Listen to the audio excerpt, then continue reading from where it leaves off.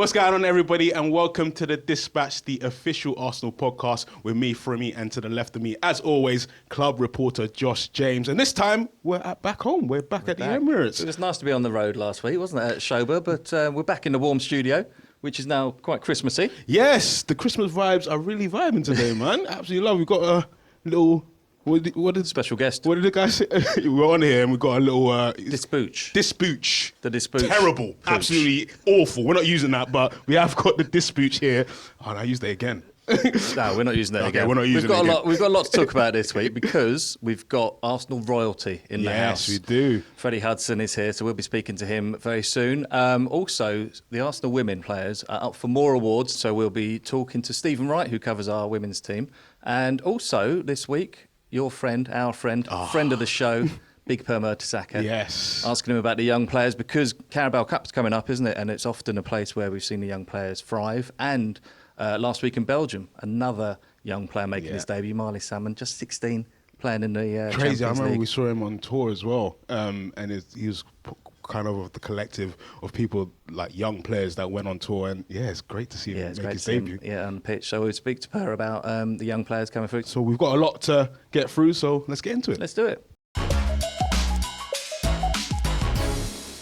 Josh, I'm absolutely excited for our first guest, MBE. Yeah, Arsenal royalty in the studio today. Freddie Hudson, Director of Community. How are you doing?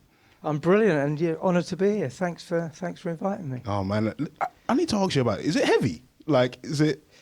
Do you know, it's not that heavy, but the weight of it you carry on your shoulders is heavy. Yeah. Oh, it must have been a great honour to be able to be in front of the King and accept such a great an award. Do you know what? It was a huge privilege, and I have to say at this point that although I accept it definitely, it's for all of us. You know, it's for Arsenal, it's for the staff, the community staff, the wider club staff that support all this work, past, present. And, you know, I can't take it just for myself if I'm brutally honest. Yeah, it's a reflection of, as you say, the work that you've done for the years, but also the community department. And that's what we were celebrating at the weekend's match against Wolves. 40 years of Arsenal in the community. That's some anniversary. Just tell us a little bit about the match day that we had and the celebrations for the community department. Yeah, I mean, 40 years in anyone's history is a stretch, isn't it? And the club celebrated it really well. So we had different touch points going on. Started off in the hub with a football tournament with 6 supporters groups, and that was all about our project around Together Against Suicide. So Premier League initiative, Roman Kemp's brainchild. Oh yeah. Hats off to Roman for hatching the idea. We got behind it first of all as a club with Vinay when he was here. Took it to the Premier League, they embraced it, and now it's being rolled out across the Premier League. So that tournament, Mike Keown came and presented the trophy to the winners, which was brilliant. And then we had different touch points in the bowl. I was up here in this studio, believe it or not, for the live from M5. Then whisked down to the pitch with Nigel just to talk about the 40th anniversary. And then we had loads of our participants ranging from, 9 and 10-year-olds up to, I think the oldest one there was probably over 90 in our Parkinson's walking football programme. Guard of Honours, mascots, the match day programme was just amazing.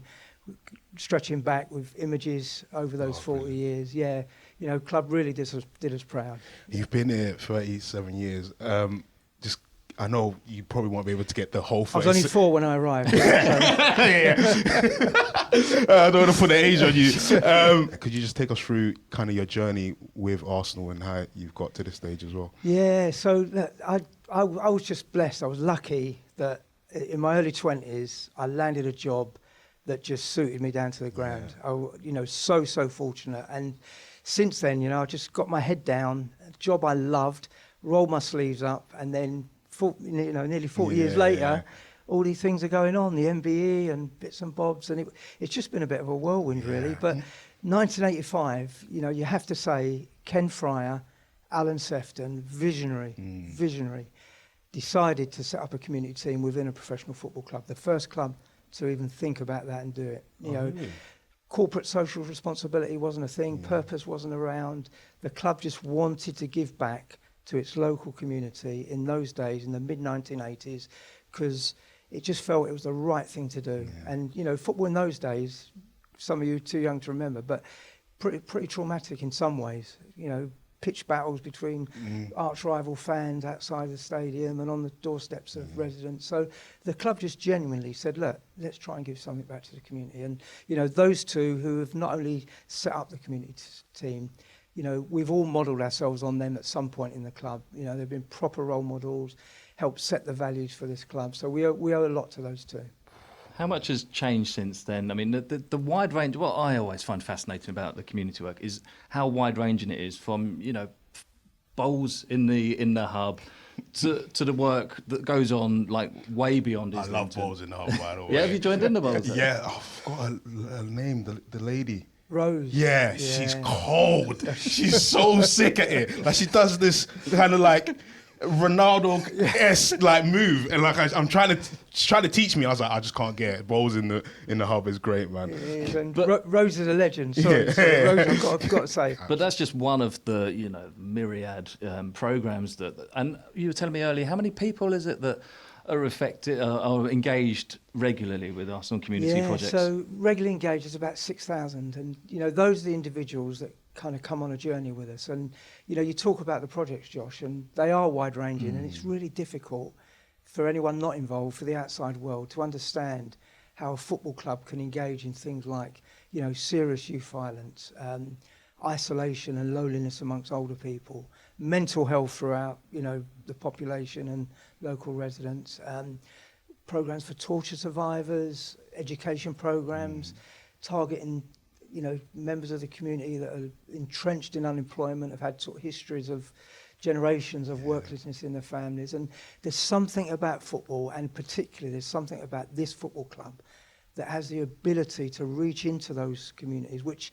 let's face it, lots of organisations struggle to engage with, but they want to engage with the football club. And what that gives us is an ideal platform to build trusted relationships with them and offer them spaces that are conducive to their development and where they can be inspired, where they can feel safe, and then, you know, offer them some opportunities and some connections that, you know, starting off, they're in, some of them in a really sort of tricky place, but throughout that engagement and over several years often, you know, they come out of it in a better way, you know.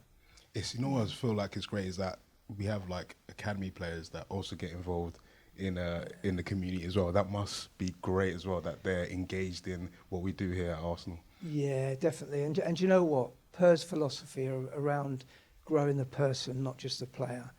There's just such a fit with the community staff and the community operation. And Per realised that in his early days. And lots of interaction, honestly. And for those Highlanders to get connected, to stay close to the values of the club beyond what they get in from the academy, which is like right, left and centre, they're getting the values, etc. But, you know, for them to come into the hub, into our community and kind of live and breathe those values alongside club staff is powerful. Really is. A lot of players get involved. I was for the match day programme that you spoke about. We had a special match day programme, didn't we, at the weekend? I spoke to Martin Odegaard, who is so proud. You can tell. So the players are so proud. A lot of them as well may play for clubs that don't have that same connection that Arsenal do for the community. Also interviewed Ethan Winery, who went to visit his old school, didn't he, recently? And Myles Lewis-Skelly as well, who did work experience with us, didn't he, as a youngster? Yeah, he did. He came on work experience and loved it. You know, I remember back to my work experience, and it was like, you know, a week you had to do, and you know, you go and do it, and you sort of push your way through. Mine was at Clark's. You're still using that? It was terrible. You're still using that in your professional career? Yeah, now? definitely. Yeah, it's got definitely on the CV. There's jokes, because what they used to do is, like, obviously you think you're going to go Clark's and I'm going to sell shoes. They just leave you in the stockroom to, listen, these sizes need to be together. Just get all the shoes into the right boxes. That's it. Just keep you in the dark. I want to know how you ended up at Clark's. But maybe that's a story for another day. Oh, man. But yeah, that must have been great. Yeah, and look, you know, the players, not just the academy players, the first team players, men's and women, you know, there's a growing, deeper connection to this space. And, you know, you think beyond Miles and Ethan, you know, Per came out to the Zattery camp. I'll talk about Zattery in a bit, because that's really important that we touch on that. But Per came out there, and then a few years later, Leah followed. She came out there, and, you know, to take, you know, big name players, World Cup winners, you know, our vice captain, you know, she won the Euros, and to take them into that environment And for them to see and experience what this football club does, not just locally, but in places like Zattery is key. And then you've got players like Lotta, who you'll find her in the hub most Tuesdays after school, working with groups of young girls, and through Lotta's interests in poetry and history. Really creative. Yeah. And those girls just latch on to all of that. And it's just wonderful how the players are engaged. And I think it would be wonderful if the players had the deep understanding beyond what they do already about this work. So as players of the club, to deepen their pride in the club they play for, along with the supporters, the supporters engage as well. But I think if there was a deep understanding of it, we'd all be proud as staff for the organisation we work for, as fans and supporters for the club they support, to get deeper pride beyond what we get. We're dragged all over the place, highs and lows, aren't we, on that pitch there with emotions. But there's a different kind of emotion when you realise that the organisation, the club that you support, that you work for, that you play for, means something, as an invested so much, not just financially, but so much heartfelt contribution to society and pockets of society that are deeply struggling. Freddie, we'll speak some more in a bit, but let's just go back and listen to what Myles had to say about the community department, because I spoke to him last week. So let's take a little quick listen to that. I always was, involved in the community growing up. I went to work in the hub, which was a lovely experience. I really want to do again. I also helped at Eltham Park, which was honestly, the kids, they were so engaged when I went to help out. Creative, confident, and I feel like we've gotten so well together. It was just seeing the joy on their face, or seeing them come together through football, through connections, through teamwork. It brought a smile to my face, and something that I really want to do again. Arsenal, one of those clubs that will always, no matter where it is in terms of its magnitude, will always prioritise the community, the people in it, because that's what makes it. That's what makes it Arsenal. The people in it.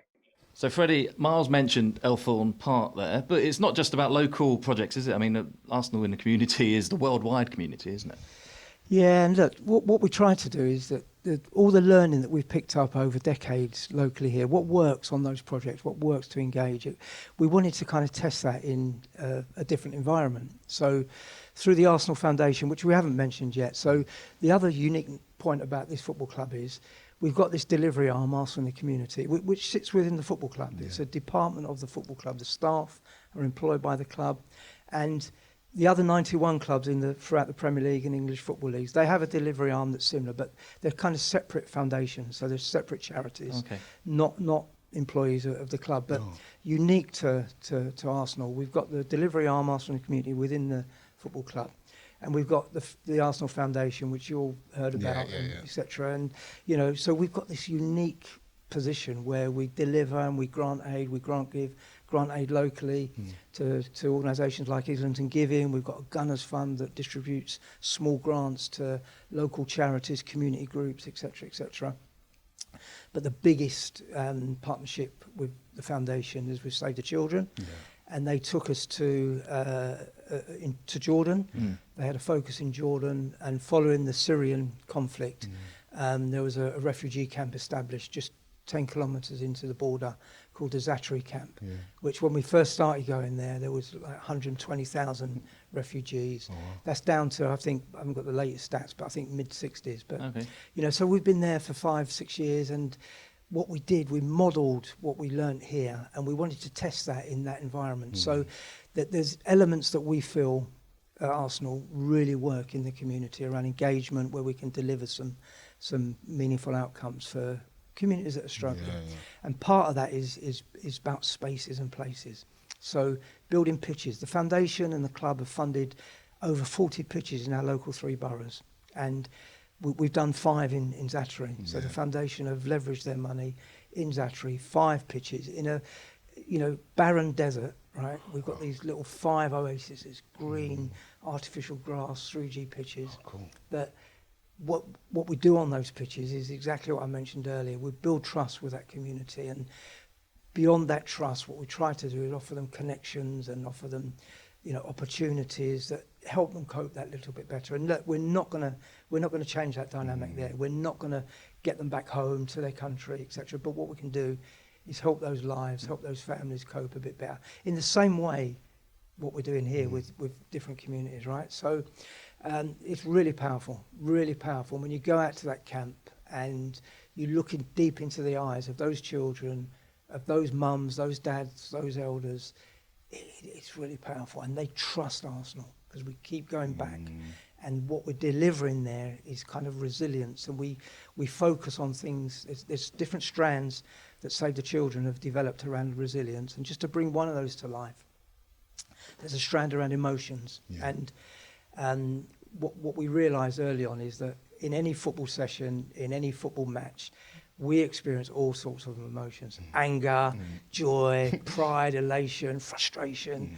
And there's a lot of pent-up emotions in those children. And what we try to do with the expertise of Save the Children is kind of bring to the fore some of those emotions readily as they happen, right? And in those football matches, in those sessions, when they get kicked, when they miss a penalty, they'll be frustrated, they'll be angry.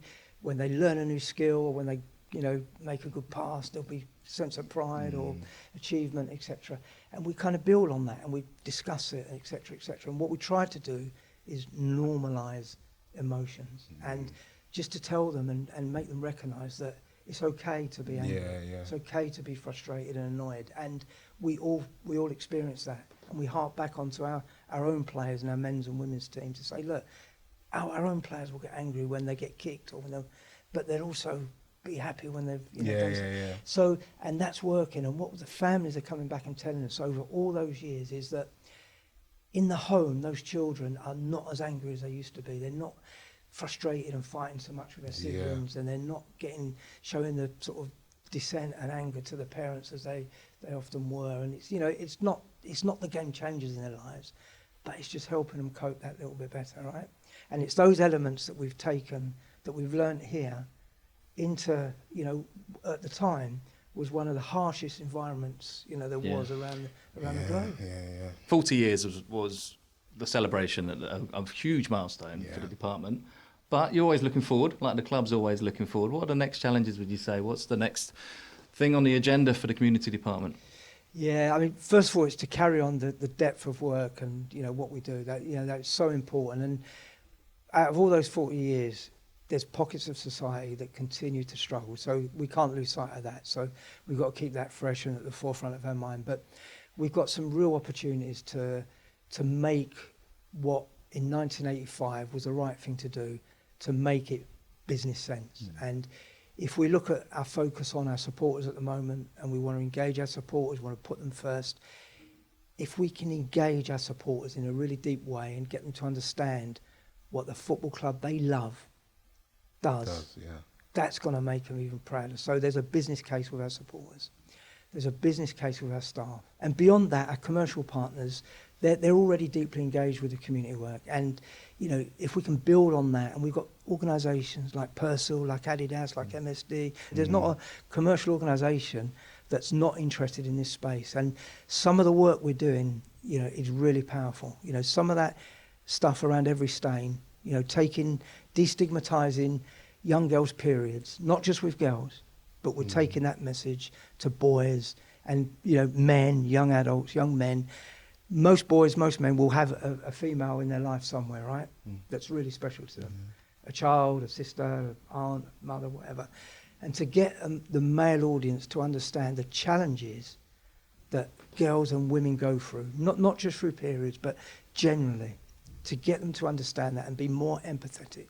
And we've seen the current tone around misogyny. We've seen the current tone around, men not being empathetic to women's needs and challenges. And, there's lots of challenges in society around violence against women and girls, et cetera, et cetera. That sort of stuff, we want to just push the boundaries even further and just take the football club's message and tackle some of those real deep social issues like we've done for 40 years, but some of those emerging issues. This is what I'm excited about, taking what was 40 years ago the right thing to do, and in 2, 3, 4, 5 years' time for it to make business sense. Brilliant. Love that.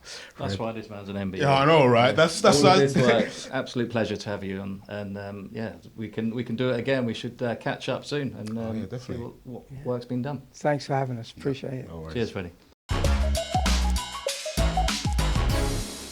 A few weeks ago, we had double Arsenal winners. Declan Rice and Alessia Russo picked up the FSA awards, but this time There might be more. Yeah, we might be more. We got 3 women up for the BBC Sports Personality Award, and we have a guest with us, Stephen Wright, channel producer, to let us know all about that. How you doing, Steve? Yeah, thanks for having me on. Pleasure to be here. And I thought I couldn't make my Dispatch debut empty-handed, so for me, I've got you a little gift For here. me?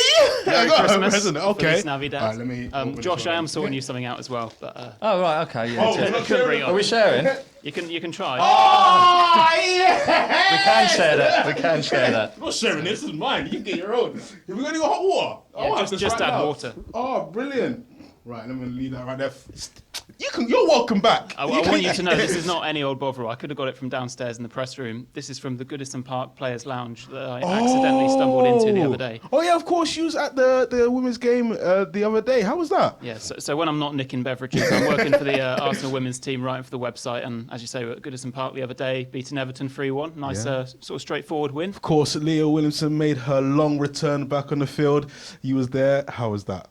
Yeah, she's been waiting a while for that. I think she's been in the squad for a few weeks, but away to Everton, she came on late on. Obviously, a brilliant reception, as you'd expect from the fans that travelled all the way up there. And what an impact, again, that she'll have on the team now that she's back in it. One of our massive leaders in the dressing room, as you expect. Yeah, watching it on TV, you could only really hear the Arsenal supporters. I mean, they must have made up like half the crowd today. Yeah, it looked that way, and it was a 12 p.m. kickoff as well in Merseyside. So to anyone that actually travelled all the way up there on the morning, fair play. Oh, yeah, absolutely smashed it. It's coming up to the Christmas break. They have a couple of weeks off, don't they, for during the winter? Do you have a couple of weeks off as well?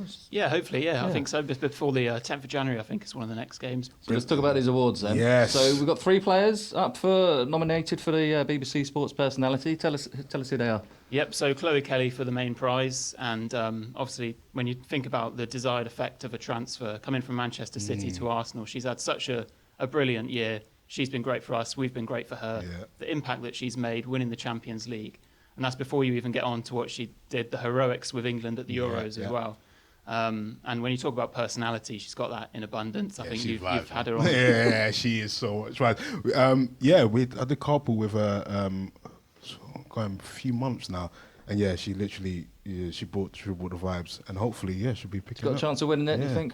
Hope so. There's some stiff competition, the likes of Lando Norris winning the Formula One Championship recently. But what I would say to Lando is, has he done it in a golf buggy? No, at he hasn't. Training Centre? Yeah, Rory McIlroy's up for it as well, isn't he? Yep, and Hannah Hampton's in there among a few others. But with Chloe, just a short story. The Champions League final that we won in May, just to mention that again, beat Barcelona 1-0. Yeah. I was in the press box at the final whistle. A little side note, the 3 members of the Barcelona media team in front of me all turned around and shook my hand and said, "Well done, good game." And I was thinking, I've it's nothing to do with me, but I'll take it. I might write this. It's one team, Stephen. So I might write this in the match report. Oh man, but yeah, I remember I was at the game as well, and it's funny enough, I actually wasn't supposed to be there. I think Emma, who was. Oh, that's right. Yeah, you got a last minute I think invite. she had a wedding to go to, and it was the first time, because normally if I go to games away, I'm doing content in front of camera, and I think it's the first time where it was behind camera, and it's quite nice because you get to kind of enjoy it more. Like, we went to the fan zone, which was absolute vibes. I remember there was the DJ playing music on the stage, and you just got to like enjoy it Be a part bit of more. it, soak it Yeah, up in the atmosphere. it was amazing. It was a great time. How was it for you? Oh, brilliant. Yeah, the whole journey as well, the road to the Champions League final, the comebacks against Real Madrid and Lyon. But I brought that up because at the end of the game, went down the 7 flights of stairs to do the post-match interviews. And I couldn't get through the tunnel because it didn't have the right accreditation. Yeah. So I had to watch us lift the trophy on the TV inside the tunnel No. rather than be pitch side. Eventually, we got that sorted out, went pitch side, interviewed Chloe Kelly. I think she was the first one that we had on camera. And I just asked her, how are you feeling after winning the Champions League? She said, I'm censored, buzzing. And I was like, okay, we'll start that again. Regardless of where I went this time. Yeah. But I like that because that's the personality. Yeah. She's not afraid to be herself.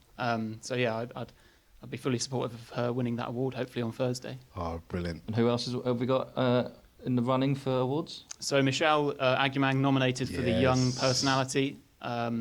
And again, like you think about the impact that she had at the Absolutely, Euros. yeah. I remember watching that game in a pub, the semi-final against Italy in St Albans, and 90 minutes, I think we were 1-0 down. The barman decided to close the bar, and then Michelle scores the equaliser. Yeah, I know. I don't think he realised it goes to extra time, so then he had to go to a different pub to watch the rest of it. Fingers crossed for Michelle in that award. And a world, what's the award called? World Star, is it? World Sports Star, I World believe. Sports Star. Can't get much Mariona higher. Caldentey Come on. nominated for, and she's just one of those players where you have to stop sometimes and just realise that you are witnessing a plays world for class Arsenal. player. Yeah. She plays for Arsenal. You must have had that on the men's team so many times.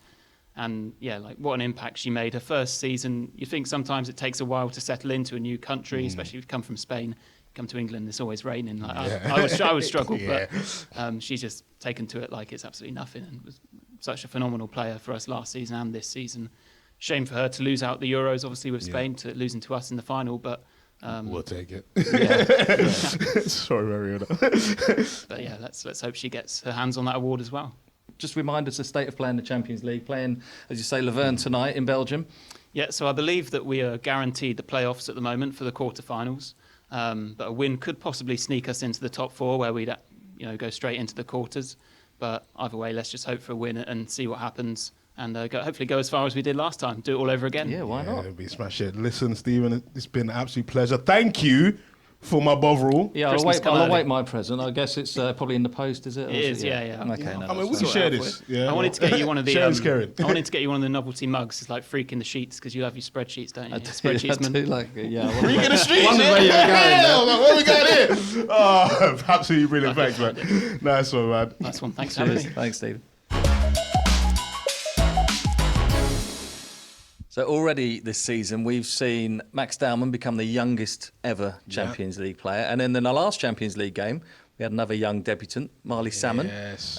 just showing the great work that Per Mertesacker's doing in the academy. He became our youngest ever defender and fourth ever youngest player. I was looking at I was fired up the spreadsheet to get the records. And in fact, I was going to ask you, there have been 11 players in Arsenal history made their debut at 16 or under.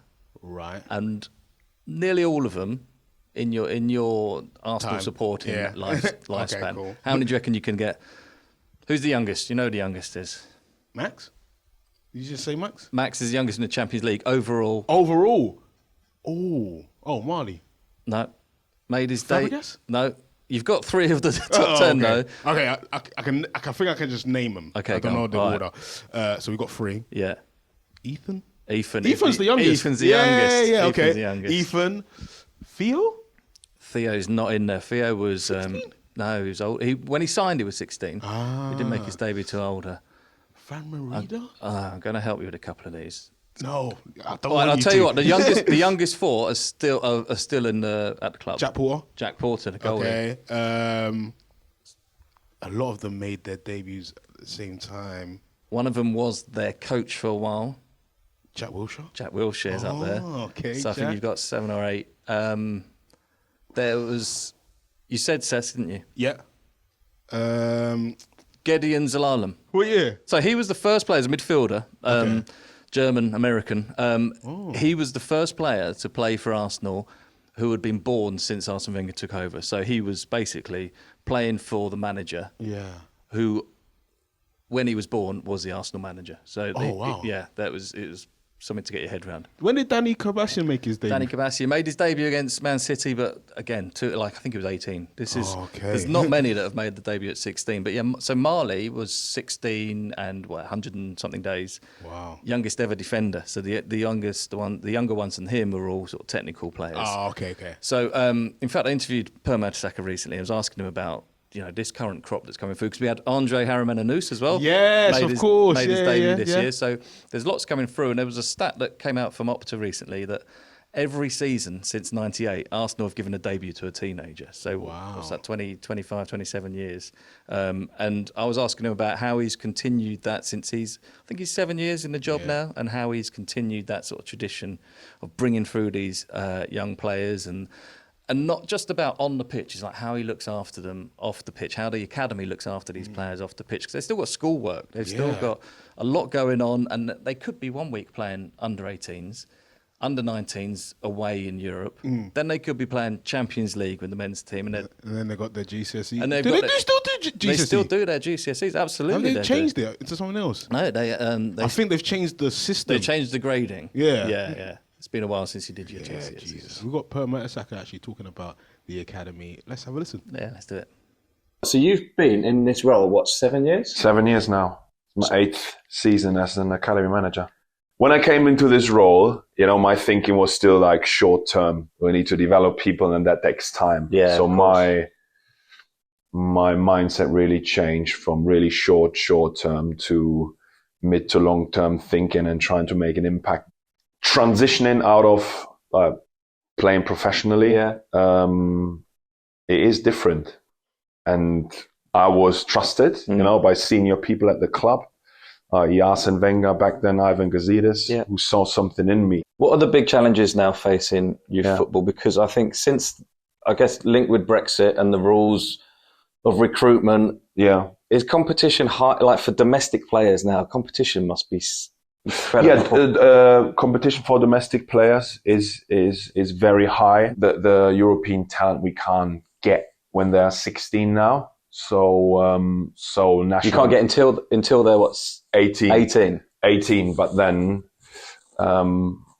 when good talents are 18, they are worth so much money. Yeah. So you can't acquire them. So we're looking at our own players and the pathways that we can create. Bukayo, Myles, Ethan. If you look at Max Daumann now, plus an Andre Arnous, who made his debut in the Champions League also this year. They all started in that first intake. Started in foundation phase, started in pre-academy with us. So you can see the consistency. Let's talk about Max Daumann then. Because of the records and because of what everyone's seen from him, I mean, he's unique in many ways. Does he also present a few challenges? He is now rightly and deservedly up there, but the challenges continue. Yeah. Making such an impact in pre-season and first games and being the youngest Champions League player all time in terms of starting, in terms of that appearance. We're excited. We have got an outstanding talent at our hand who we want to stand strong in the challenges that he faces. There are a lot. He is mastering them at the moment, but we will be by his side alongside his family. But he's been phenomenal. And whether it's for England, whether it's for us, whether it's at home, whether it's at school, he's doing the right things. So far, so good. But it's not just him. You mentioned Andre as well. Andre made his debut in the Champions League, and Marley Salmon, who was, I think, same age, year old, school year older than Max, is he? Marley's only 3 months older than him. Andre is a young second-year scholar, so we've got range, of youngsters making their mark, making their impact, and I think it's really important, not only for Max, to have a peer group there, but also for the rest to see, I will get given opportunities. Andre making his debut, starting in the Carabao Cup, nearly scoring or having like half an assist. Yeah. But also for them understanding, I'm back and forth, in first team training that I have to deliver, with the 19s and 21s. That kind of being adaptable and flexible, to the environments they are is their major challenge. Okay. So, we're trying to keep them as grounded and built on character and standards because there's so many moving pieces.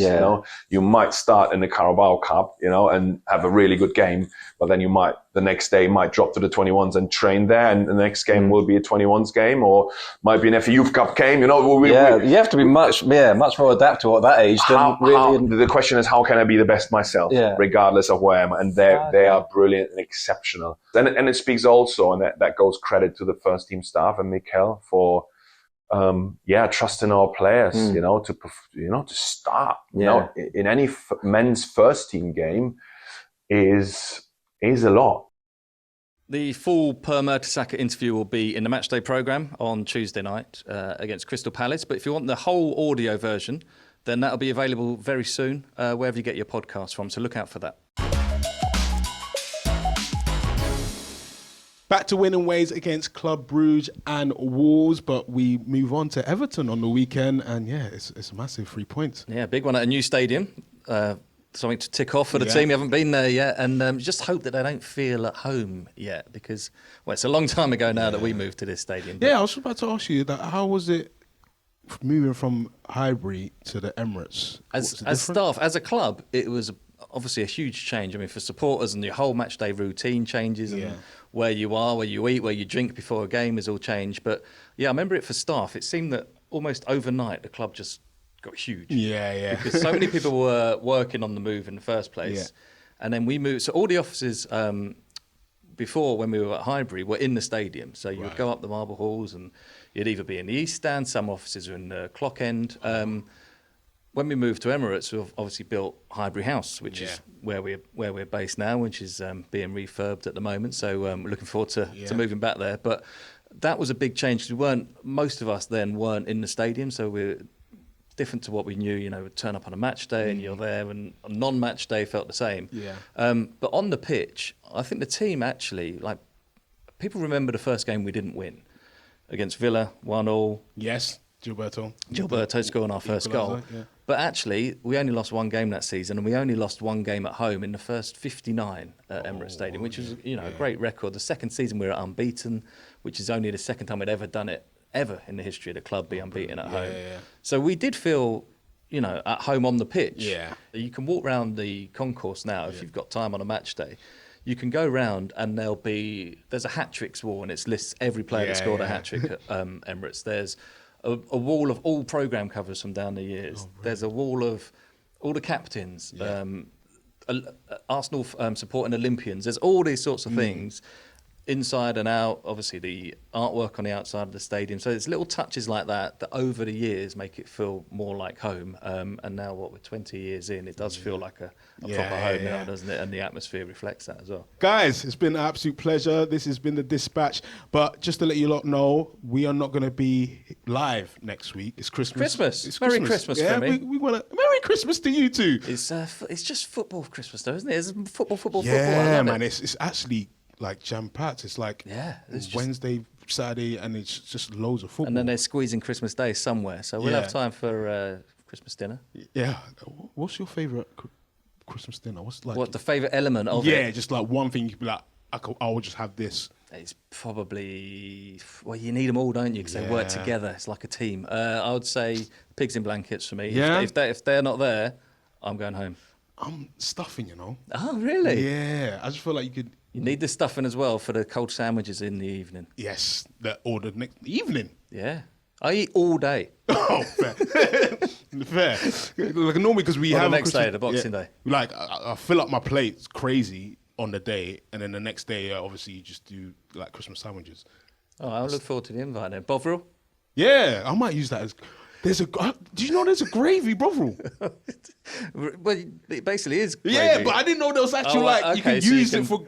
So that's your Christmas Day sorted, isn't it? Yo, Bovril need to send me something. God, I've been promoting them too hard, man. This is absolutely crazy. But it's Where were we? We're not here next week. We're not here next week. We're going to be eating. It is Christmas. Yeah. But we have, of course, had long conversations with Freddie and Mertesacker. So if you want to see the extended versions of that, make sure you tune in next week, where we will have them. So guys, if you're not subscribed, make sure you subscribe to wherever you get your podcasts. And also, these are recorded visually. Yeah, recorded. So you can go to arsenal.com or the official Arsenal YouTube, where you can see our beautiful faces in person. Who wouldn't want to see that? Who wouldn't want to see that? Right, I've been Frimmy, this has been Josh James, and we shall see you after Christmas. See you soon. In a bit.